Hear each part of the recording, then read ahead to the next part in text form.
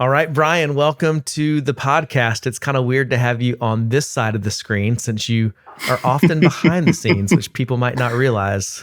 I am. I'm your man behind the curtain. You are. Or what is it in Spider-Man Homecoming, the man in the chair? Oh, I'll take the man in the chair way Yeah. more. Yeah, that's me. I'm your guy in the chair for sure. Well, man, it's good to have you on here. You've been, for those of you who don't know, Brian's been a friend for years, but we've worked together a lot over the last year as he's helped me launch Dreamers and Disciples and my Performer to Pastor course, and just with my weekly communication with emails. Brian, you do a lot, and so I want to thank you for that. Thank you. You're also a fellow Star Wars nerd, so we share that in common as well. To the end, I will never not be a Star Wars fan. One of these days, I'm going to start an auxiliary bonus podcast all about Star Wars. You just wait. I don't think you understand. I've already been branding it in my head for the last month. So we got Dreamers and Disciples, and so soon we'll probably have like Jesus and Jedis. So that way we just kind of bring the gospel into it. You heard it here first, my friends. Heard it here first. But I wanted to have you on this podcast because you and I have had a lot of conversations over the last year about, the heart behind Dreamers and Disciples, and really trusting God with our heart, trusting God with our dreams. And, part of dreaming and praying and drawing close to the Lord is also walking through disappointment and learning what that looks like. And, we've talked about it a lot, but then the last 6 months, you and your wife, Hannah, your family has walked through it and lived it. Yeah. And grieved and experienced a deep, deep pain in ways that I don't know if I can fully comprehend. But in our conversations recently, I feel like what God is teaching you is so rich that it would really bless and encourage the people that watch this, that listen to it. So first of all, thank you for being vulnerable. Thank you for being willing to share your story and to share Cyrus's story. And why don't we just start there? Why don't you share as much as you're comfortable sharing? Yeah. I actually had this conversation with somebody yesterday, and they were asking, how do we talk about our son Cyrus and how do they bring it up? And I had simply asked them, do you love talking about your kids? And she said, well, I'll talk about my kids all day. And I said, same here. So about 6 months ago, we were pregnant with our second child. His name is Cyrus. His name is Cyrus Stone Schindler. And about halfway through the pregnancy, we learned that he would not be able to sustain his own life outside of pregnancy. And we went through the journey of doctor's appointments, of scans, of ultrasounds, of options, and everything all led us to his birthday, which was in December, when we met him and returned him to the Lord on the same day. And so the last 6 months for us has been a journey of great anticipation to meet your child that you have prayed for and want to meet so desperately. And at the same point in time, understanding what it truthfully means for your child to be the Lord's first and to walk the journey of grieving the loss that we have in the absence that not just us, but our entire family, both my wife and I and our firstborn, Hampton, and our own families, the families we come from, right? Because this is an absence that now all of us feel in our family with the loss of our son, Cyrus. And so, the last 6 months has really been a lot of that tension of clinging to hope for what tomorrow looks like and how to stay present today. And at the same point in time, never denying our grief and our loss, and to mourn and to remember and to honor his legacy. You mentioned right there, clinging to hope. And I remember a conversation you and I had when you were here. It was probably September, October-ish. It was in the fall, and you were helping Ferris and I brainstorm something that we were about to launch. And you mentioned that y'all had just gotten a very serious and scary diagnosis about Cyrus. Yeah. And you were praying and hoping and believing for full healing.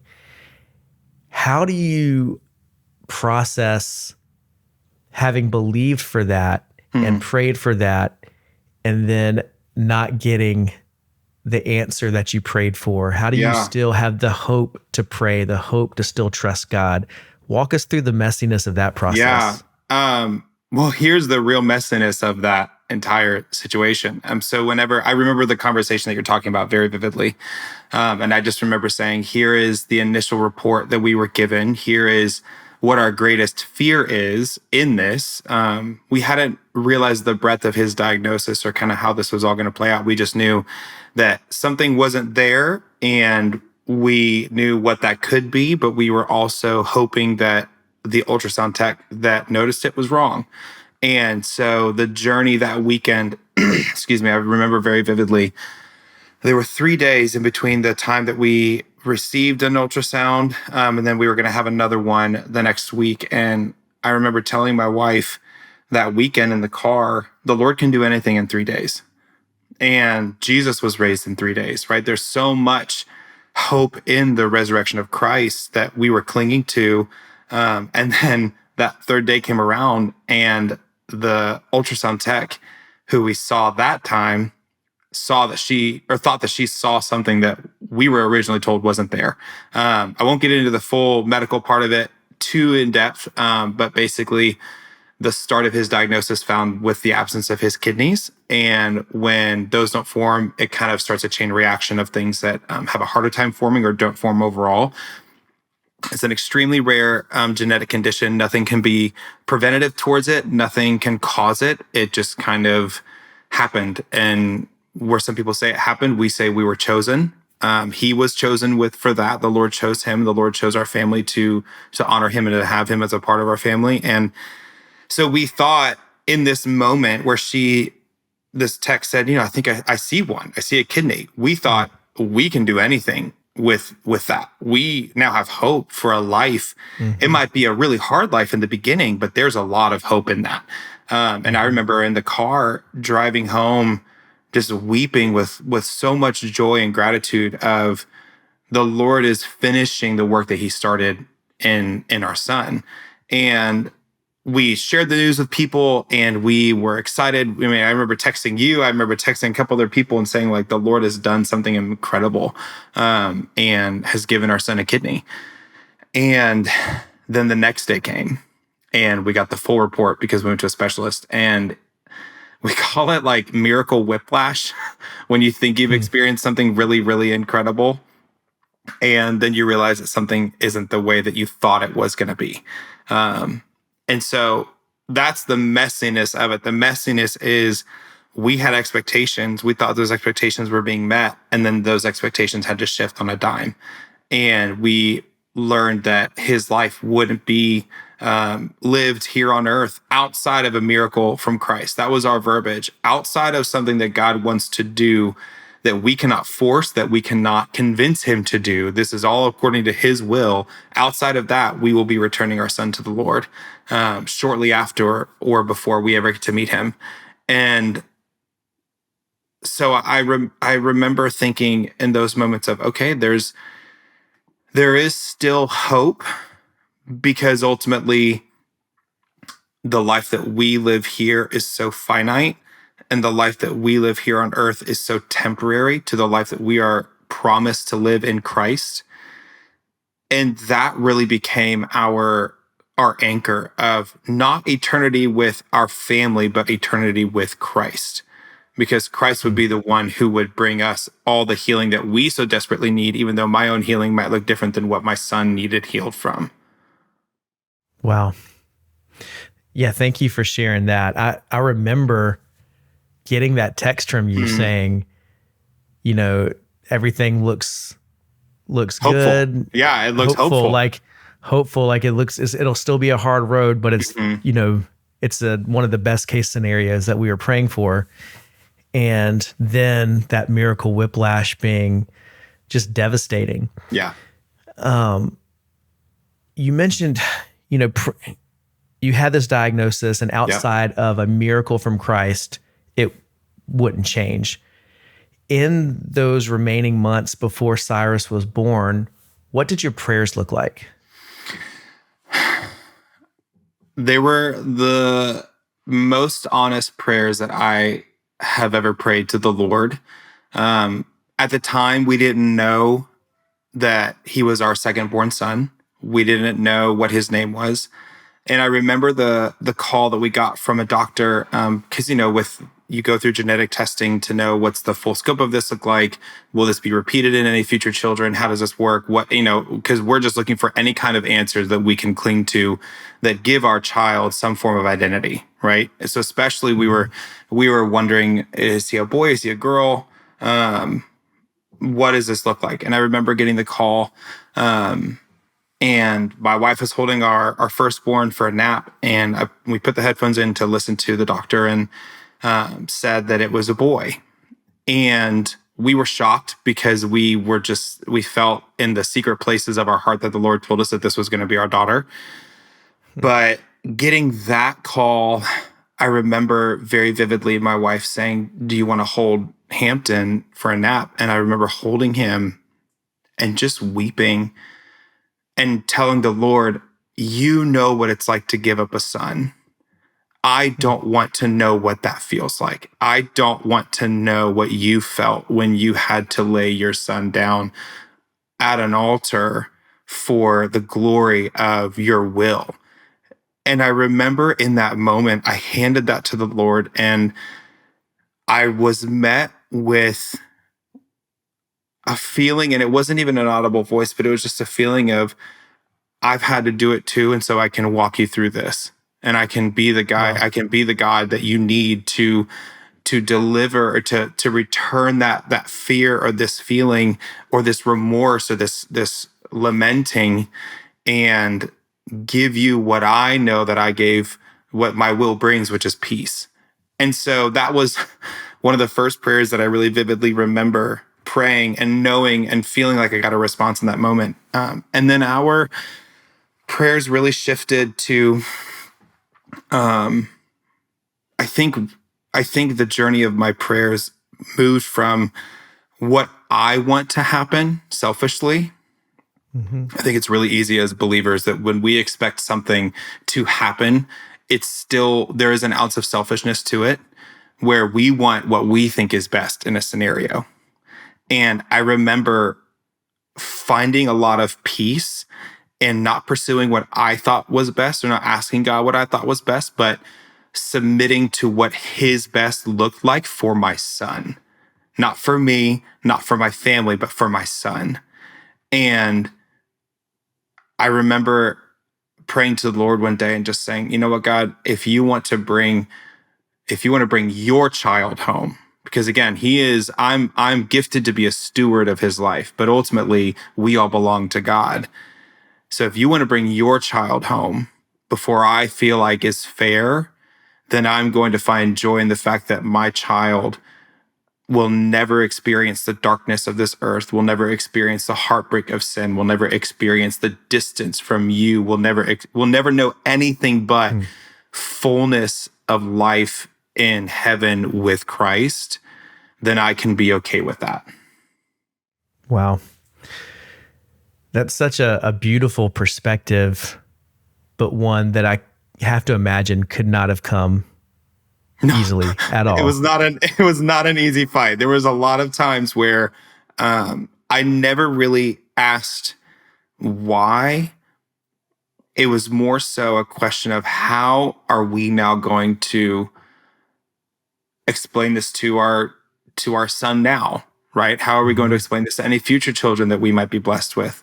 How do we explain this journey to doctors who don't understand the choices that we are making in this process to let our son Cyrus's body and Hannah's body as his mother do what the Lord has designed both of them to do in this process, and to try to honor God and God's design as much as possible can really be dumbfounding for a lot of people when other procedures or other avenues or other methodologies, or however you want to phrase it, seem easier to handle or to go through, Yeah.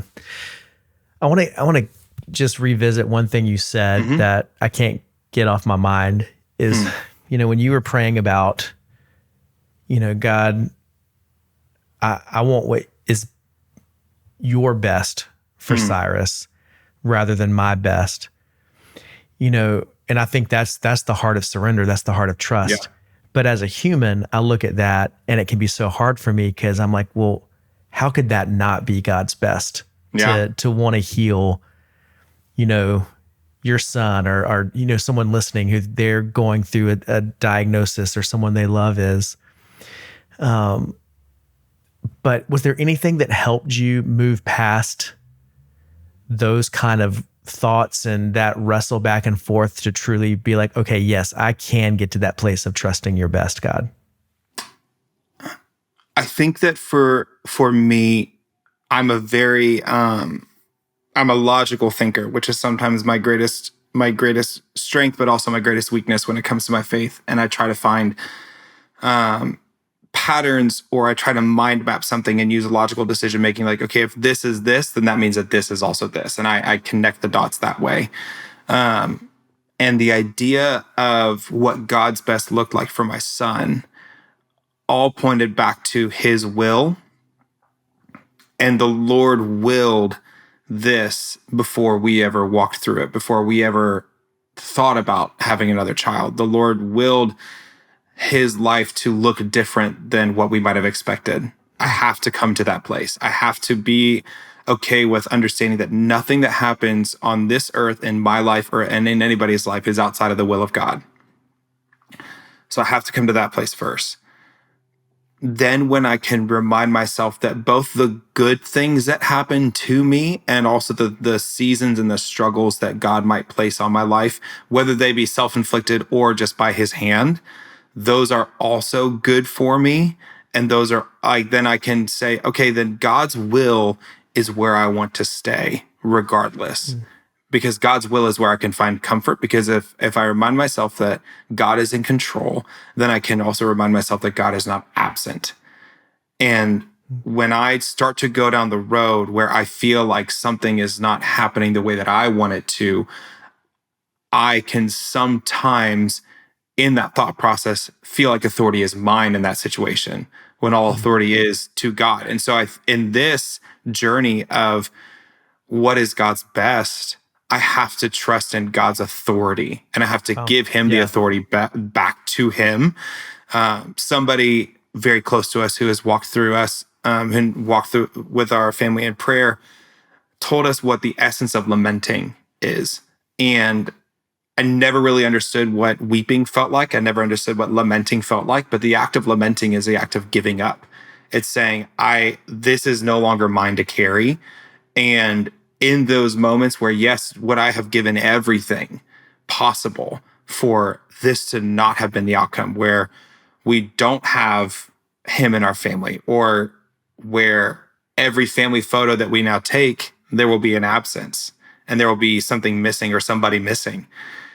I would have done everything that I could have, but it's not my power to be able to shift and change God's best for someone else.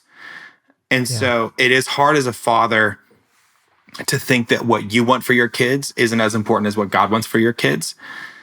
It's a really hard place to come to as a father. And it's something that can only come, I think, with what you're saying with this act of surrender. But I also have to remind myself that my kids are not mine. They're God's. They're God's first. Everything is God's first. Everything I have is God's first. Nothing in my life is created or manifested by my own hand. It's all God. And so I think that the journey of surrendering that, or even accepting the fact that God's best might look like different than what I wanted, started with me accepting the fact that if God's best was for me to release what I thought was my control over a situation, then I'm going to start there and almost elevate that process outside of what is happening to you can say lift it up or even go deeper, like the thing beneath the thing. The thing beneath the thing is that I want to control what's going on. Right. The reality of the fact is I can't. And in this logical place that my brain starts to make these decisions or starts to find comfort, I was met with the ultimate comfort, which is the Spirit of Christ and the hand of God, and felt like, okay, if I can lead my family in this truth that what God's best for Cyrus may look different than what we want, we're still getting God's best, and our family has not left his hand. Yeah. No, thank you for walking through that thought process.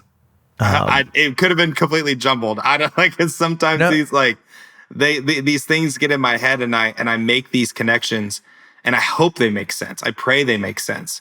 It's also I think it's easy for the listener to sometimes think you sat down and you had that whole conversation with God in 10 minutes and then you had it. No.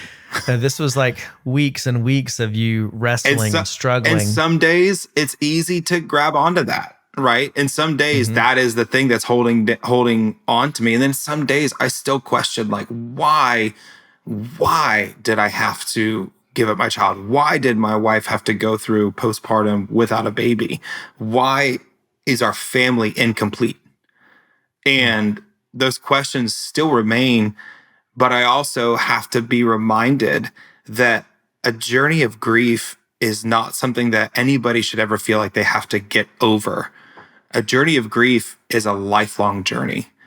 And in the absence of my own answers, I sometimes laugh when I say this, but then I also find a lot of comfort in this and the promise of eternity with Christ. Some of my greatest questions I will never get an answer to on this side of heaven. And even when I receive the answers in heaven, I won't care, because I will be in eternity with Christ, which is the greatest reward that I could ever ask for, because that means that my life is now complete. My own sin is now gone. My need for Christ is now fulfilled. I know I said my a lot there, but it's just that process of understanding I will never get an answer here, but even when I do get an answer, it won't matter. Yeah. I think one thing I've noticed in our conversations, but even in this, is how anchored your faith is now in eternity, how anchored it is in when we are in the presence of Jesus face to face. Yeah. And I think that's, I think sometimes it's so easy to think that even as Christians, that this world is all there is, and that, heaven or the new creation is just almost like we think of it as something like down the road that's lesser than. It's hard to like put reality to it. Yeah. And I think what you're saying is, no, that's actually the deepest reality, that when we get to it, everything that we're in now will pale in comparison to the fullness of that reality. And so I think there's a richness of your faith that comes from that is hard fought for, but is so much deeper than a superficial faith that I know at times I've struggled with. And so you have something that is, I feel like, is much more substantial now on the, I don't want to even say on the other side of grief, because like you said, it's a lifelong process. It's a lifelong process. But it's forming something in you. Can you talk more about grief, and maybe to somebody who's listening to this who is walking through a grief that they never thought they would experience? What would you say to comfort them and to help them embrace that? Welcome to a really horrible club that nobody ever wants to be a part of. I mean, and let me say this about what you were just talking about before I jump into grief. When you begin, and I think this is also this is a real mile marker for us as a family, because over the last year, we've really tried to find teaching and scripture and sermons that point to Jesus. It's said in church for forever, Jesus is the hope of the world. Okay, so if the world has got, and this is where I'm going to let you into how my brain sees that, and kind of like where my brain goes with that. So if he is the hope of the world has some of the darkest evils and hardest battles that will ever exist in human history. And if Jesus is the hope for those situations, and I have Jesus, what more is there to ever ask for? And when you talk about eternity, there's somebody said that in life, somebody shared with us that in life, people experience it. And I think that we experienced it on the day that our son Cyrus was born, that the veil between heaven and earth becomes so thin that it almost becomes indistinguishable. And it's usually in moments where you're grieving something that doesn't feel like it's intended in God's original design. I truly believe that loss in any scope of anything is not a part of God's original design for earth. Yeah. I think that God had designed this earth to be a dwelling place amongst his creation. That's why the new Jerusalem will return to earth. God will restore Jerusalem and the garden here. Yeah. And when I think about that, and when I even think about the fact that one of the first journeys of grief in the Bible is Adam and Eve having to bury their son, it starts right from the beginning. And so this idea that grief now exists because sin exists in this world and the world had been changed away from how God intended it to be. And I say that, please know, I say that with the utmost reverence for God's design and God's will, but that's, when you look at scripture, that's what I have derived from it and learned, is that the Lord wants us to be with him eternally, but that's also why he sent Jesus. And so Jesus is the only thing that I can cling to experience that. But I also have to check myself, and we have to check ourselves as parents of, are we wanting heaven more to be with our son, or are we wanting heaven more to be with Christ? And that's that balance of continuing to surrender, what that looks like, and what are we faith-filled for? What are we hoping for? And now even talking about grief and going into the journey of grief, that's one of those questions that continues to come into our mind of, who is going to be the antidote to my grief? Who is going to be the one to comfort me when I'm alone and a wave of grief comes over me? It's Christ all the time, every time. And to kind of, I'm a big fan, and I know you are too, of like, I'm going to level the playing field and I'm going to invite everybody into this conversation. A counselor that I had at one point in time in my life shared with me, anytime there is change in your life, there is loss. Loss that begs to be grieved. I think that we associate the term grief with the heaviest battles in life.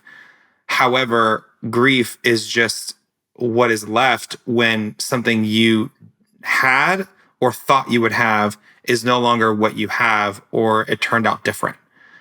And so that grief could look very different. Like, there could be people that we've met, even people that we never knew we would ever be able to align with in the way that we are grieving.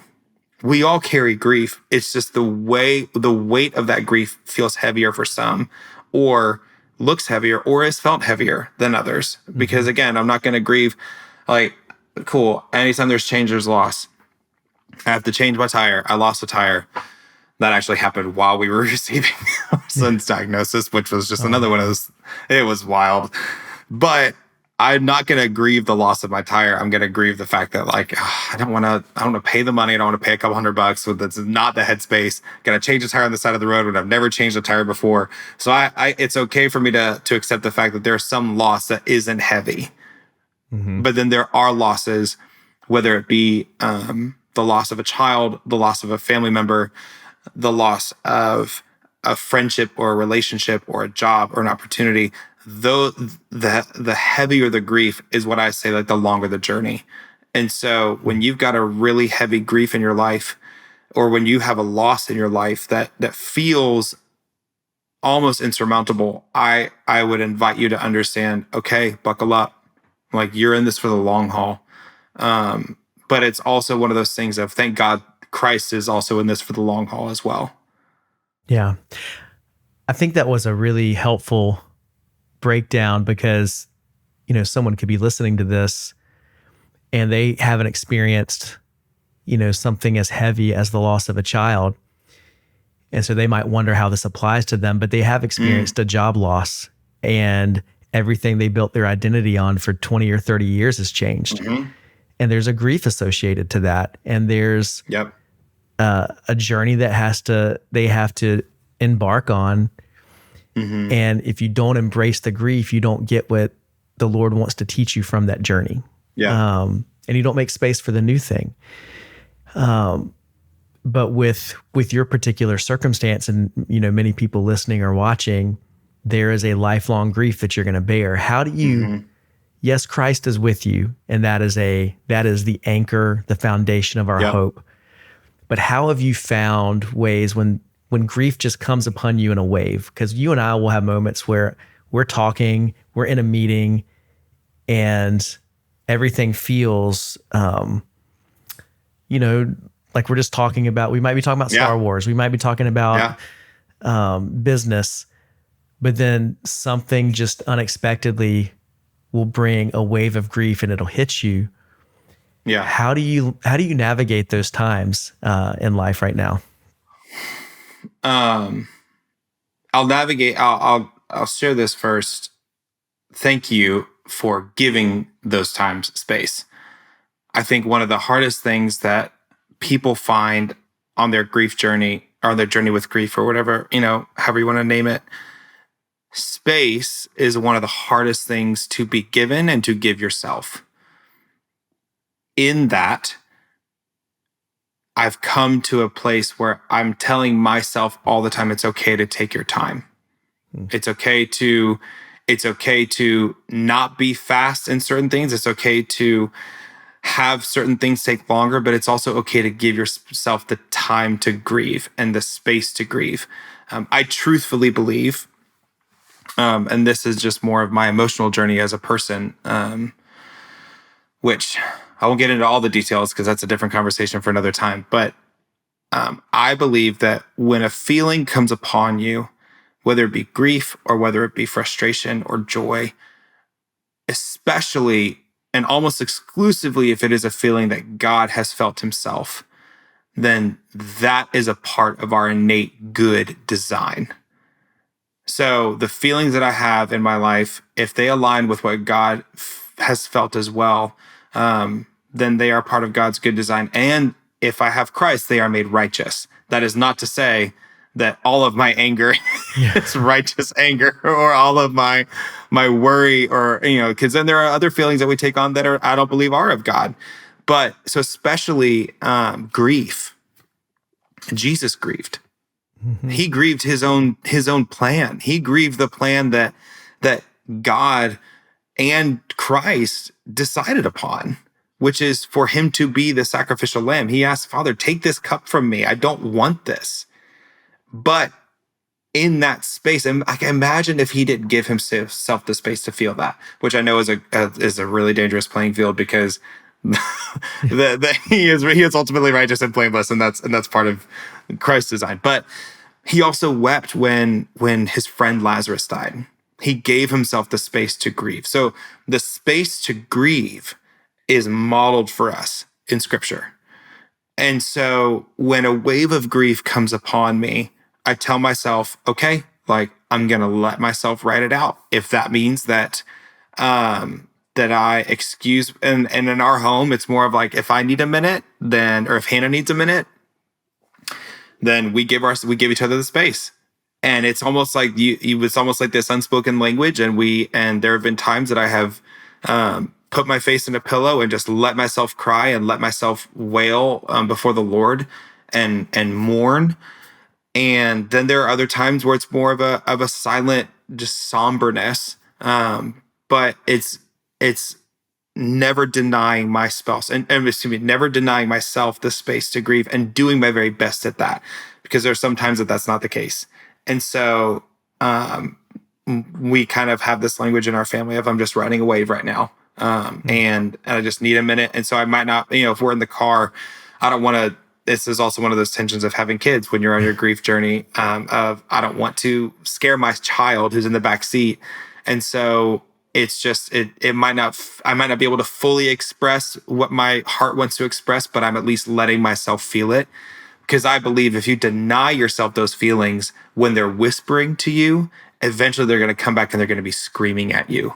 And those are those times where that would almost feel like it's too much to handle. And I've had those moments in my life where my pain has been screaming at me because I've left it undealt with, or I've shoved it down for so long. And so part of it is also, I never want to experience that again. But at the same point, if I look to Christ and Christ's example, then I see that he gave himself the space to grieve. Yeah, I think why when we learn from Christ's example and his grieving process, the times when he modeled that for us in Scripture, and everything you've talked about, I think grieving assigns value and meaning to what has been lost. And, Absolutely. And so it's another form of love, just a much more painful expression of it. And I think that this is one of the conversations that we had. I think you and I even had this conversation, and we had with a lot of people closest to us. I never want anybody to apologize for crying with us. I never want anybody to apologize for grieving with us, because their grief gives my child meaning that gives him an importance outside of my own family. And like you said, grief assigns meaning. And, we talk about Star Wars and Marvel a lot. And this wonderfully profound line that came out of nowhere is, what is grief if not love persevering? And there is a beautiful sentiment to that, because it is this idea of, I grieve because it was important. And so I grieve the life of my child because his life is one of the most important things to me, period. You could be grieving a job because, like you said, that job was who you were, what you placed your identity in for so long, or what gave you opportunities that you never had before. Or you could be grieving a marriage that is completely no longer what you thought it was, or the loss of a loved one. I mean, there's so many things that we assign meaning to, and the beauty is that we get to assign that meaning. And I think that that's what I have loved, and truthfully have loved about this journey, is that I'm always afraid that I think that any other family member or any other person who has walked the journey of child loss, it's so easy to jump into the day-to-day, and almost like your brain is tricking yourself in a moment like nothing has happened. And it's the times of grief that I welcome, even, because to me it reminds me that no, I did lose a child. Something did happen. His life has meaning, and his life has purpose. And sharing that story, or sharing this story, is a part of us honoring his legacy and what we believe will help bring people to the Lord. And at the same point in time, my journey of grief is also the fact that his life will always mean something to me. So part of Jesus being present with people and walking with people is doing that through others. But I know that can be a very intimidating thing for someone. They don't know what to say, because I've been in that situation. I don't know, do I bring this up? Do I not? Do I act like nothing happened? Because do they really want to think about this right now?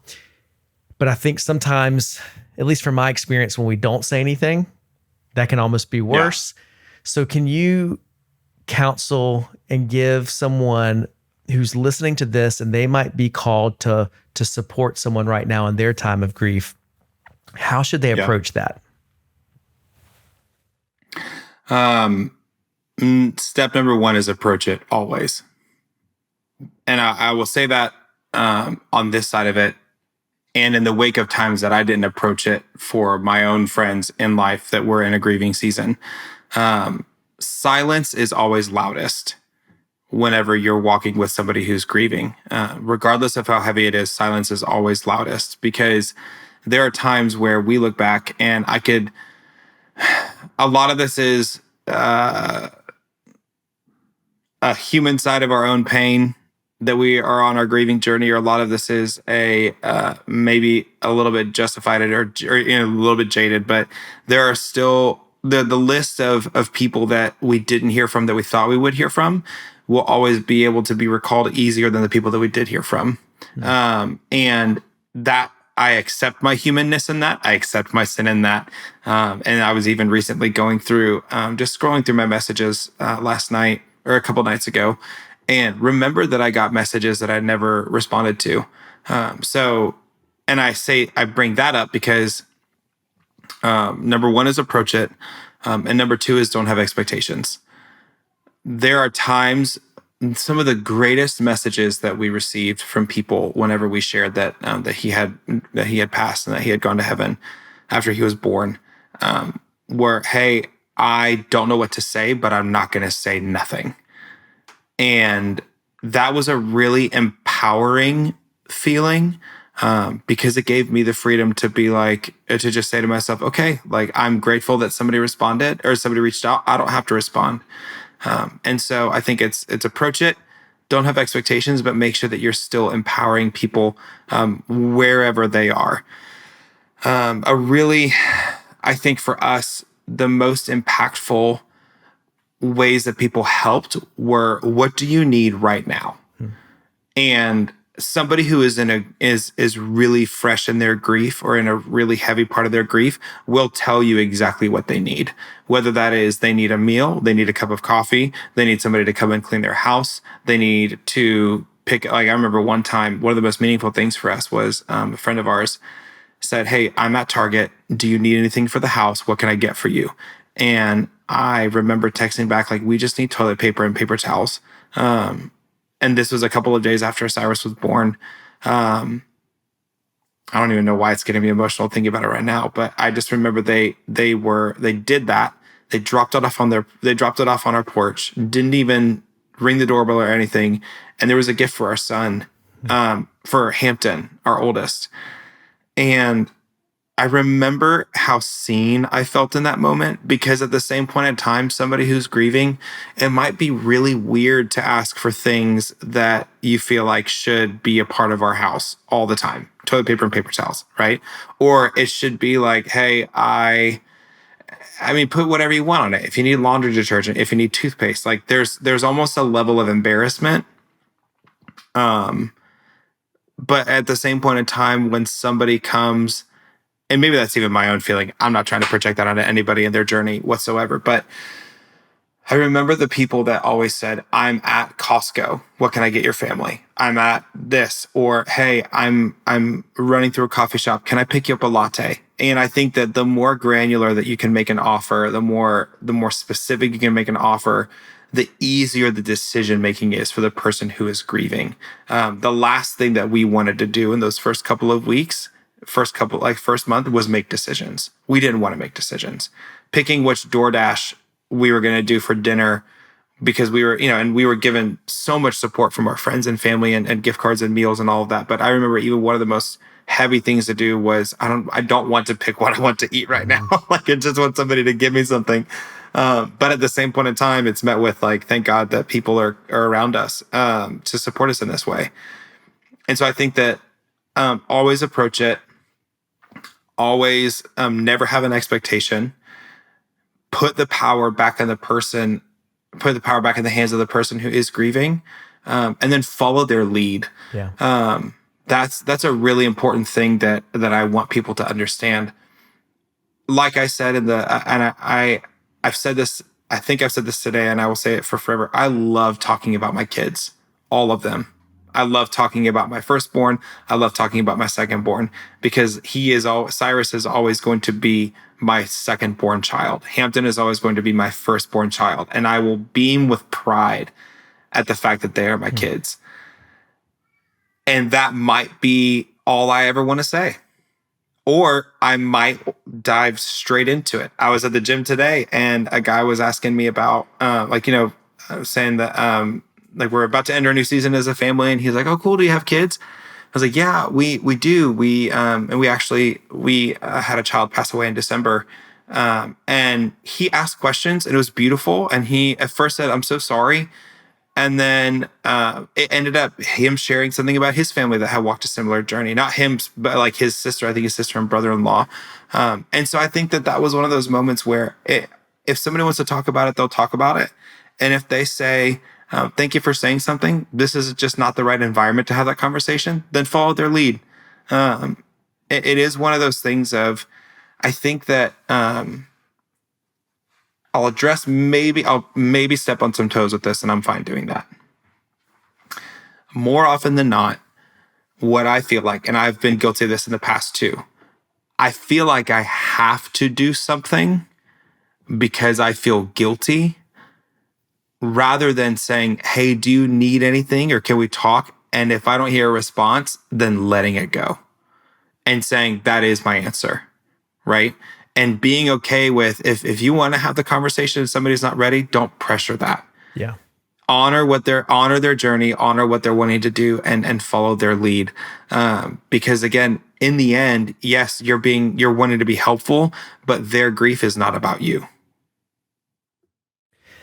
Yeah, I think it's worth stepping on toes there, if any were stepped on, just because as Christians and just as decent people, we have to learn how to love well when things are going well, but even more so when things aren't going well in someone's life. Yes. Rather than withdrawing just because it's awkward.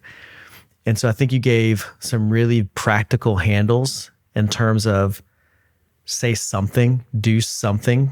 Say something. That speaks, or saying nothing speaks louder than anything else. And then also, once you say something, then follow their lead. I think those are the two very practical just words of wisdom and guidance for anybody that is walking through this with someone right now. So thank you for sharing that. Yeah, thank you for asking. Just as a final question, what do you want people to know about Cyrus? I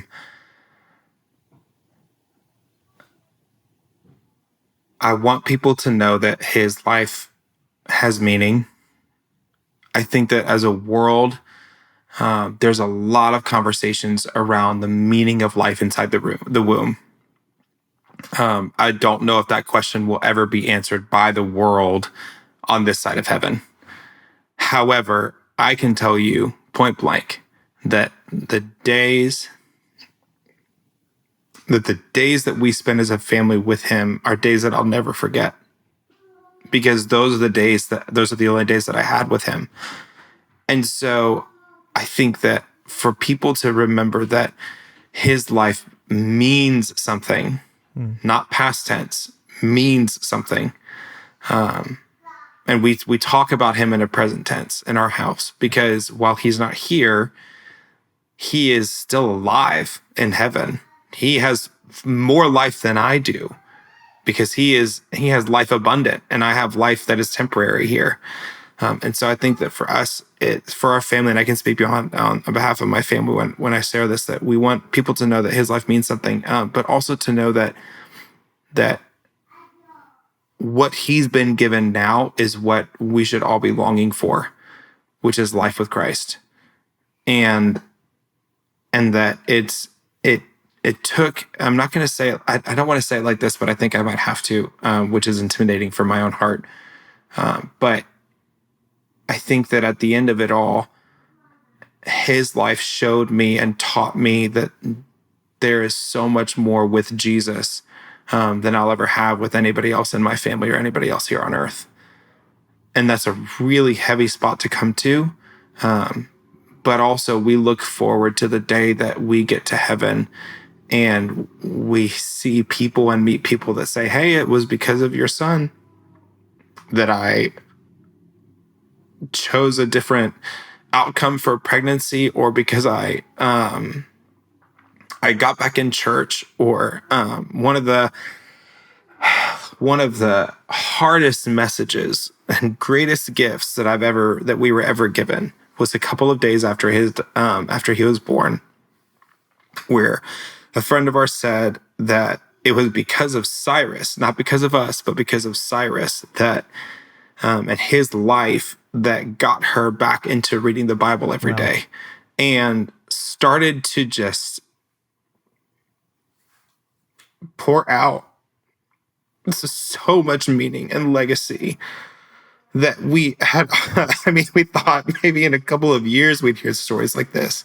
Never did we think that we would hear a story so intimate and personal.